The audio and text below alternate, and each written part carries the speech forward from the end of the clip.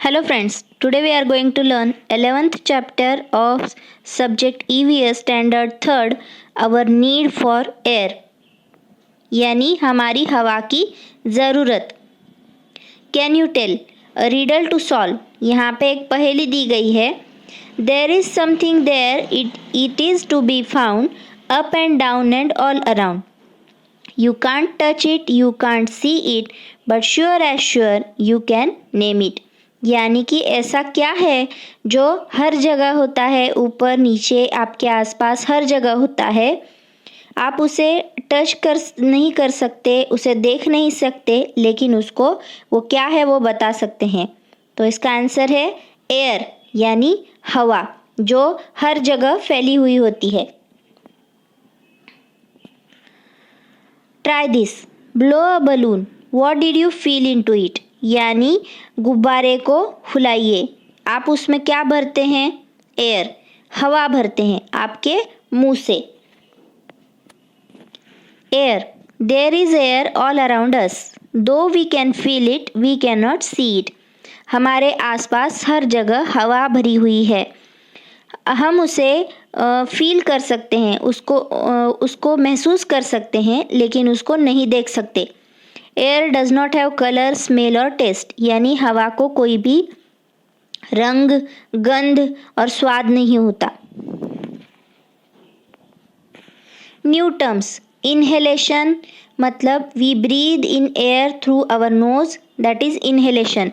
हम हमारे नाक से हवा अंदर लेते हैं, उसको ही सांस लेना कहते हैं, उसको ही प्रश्वसन कहते हैं। Exhalation, we breathe out air through the nose, that is exhalation. मतलब हम हवा हमारे नाक से बाहर छोड़ते हैं, उसको ही उच्छ्वसन कहते हैं। और तीसरा है respiration. Inhalation and exhalation are together called breathing. Inhalation और एक्सलेशन मतलब प्रश्वसन और उच्छ्वसन को एक साथ श्वसन कहते हैं। We breathe continuously, that is called respiration. हम जो है वो कंटिन्यूसली यानी बिना रुके एक के बाद एक सांस लेते ही रहते हैं, उसको रेस्पिरेशन यानी श्वसन कहते हैं या फिर श्वासोच्छ्वास कहते हैं। Can you tell when a man is sleeping quietly why do we see his chest going up and down. अगर कोई इंसान शांत सो रहा है तो उसकी छाती ऊपर नीचे क्यों होती है? क्योंकि वो श्वसन कर रहा है, इनहेलेशन और एक्सलेशन करता है। क्योंकि हम नाक से हवा अंदर जब लेते हैं तो छाती फूल जाती है, ऊपर जाती है, और जब हम श्वास को छोड़ते हैं नाक से तो छाती नीचे हो जाती है। वाई डू वी ब्रीद, हम सांस क्यों लेते हैं? We need our body to function properly, we need air for that purpose. यानी कि हमारे शरीर का कार्य ठीक से हो, इसलिए हमें हवा की और श्वसन करने की ज़रूरत होती है। When we breathe in, we take air into our body. यानी जब हम सांस अंदर लेते हैं तो हम हवा शरीर के अंदर लेते हैं। Air makes us feel fresh and lively. हवा की वजह से हमें ताज़ापन और फुर्तीलापन महसूस होता है। Air is necessary for our body to get the vigor we need to work properly. यानी हमें काम करने के लिए जो ताकत चाहिए और ठीक से काम हो सके, ये जो हमारे शरीर की ज़रूरत है वो हवा से पूरी होती है।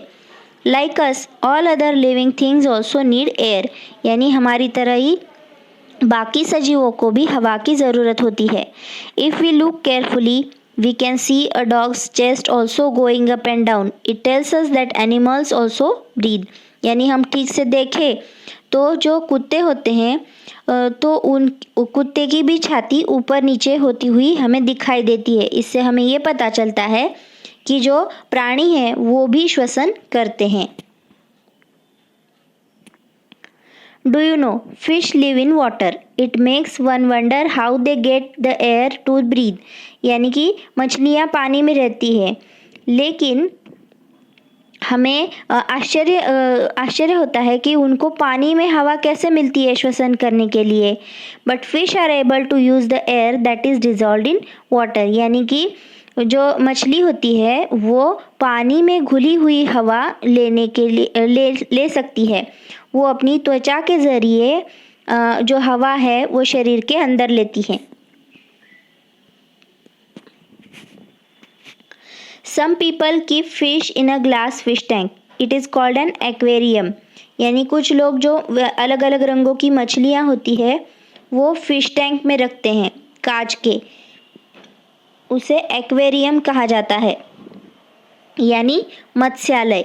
It is always full of water, उसमें हमेशा पानी भरा हुआ रहता है क्योंकि मछली पानी के बिना नहीं रह सकती। The fish in the aquarium use the air dissolved in the water for breathing, यानी मछलियाँ जो एक्वेरियम में जो हवा है पानी में घुली हुई उसको श्वसन के लिए इस्तेमाल करती हैं। As a result, the amount of air dissolved in the water can get reduced. वो पानी सीमित रूप से उस कांच के बर्तन में रखा हुआ होता है और उसमें जितनी भी हवा घुली हुई है वो सारी मछलियाँ ले लेती है। इसके वजह से उसमें जो हवा है वो कम होती जाती है।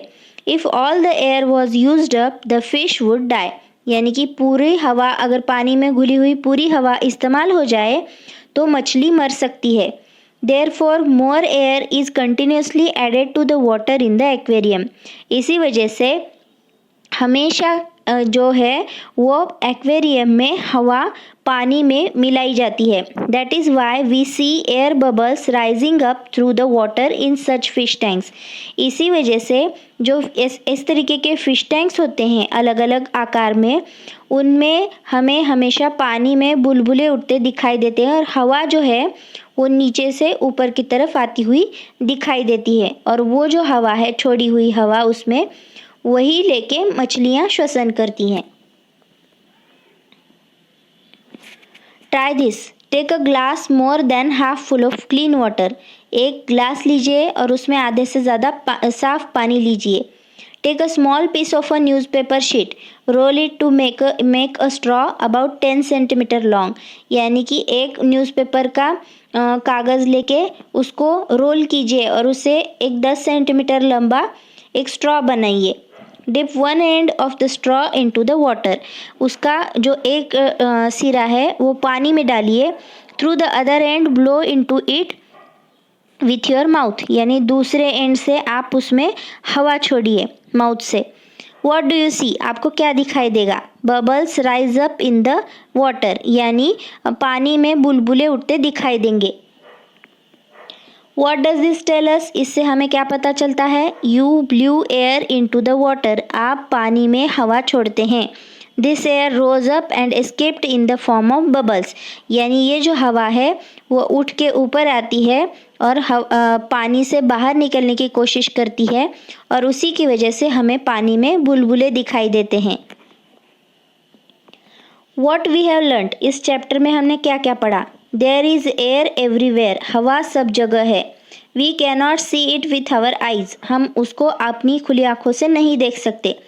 Air does not have color, smell और taste. हवा को कोई भी रंग, गंध या स्वाद नहीं होता। Living things need air for respiration. यानी जो सजीव हैं उनको श्वसन करने के लिए हवा की ज़रूरत होती है। Always remember, every day one must spend some time playing in an open playground to get fresh air. यानी कि हमें हर रोज़ कुछ समय खुली हवा में मैदान में खेलना चाहिए, इसकी वजह से हमें ताज़ी हवा मिलती है। So friends, today we learnt about our need of air. If you like this video, please share and subscribe this channel. Thank you.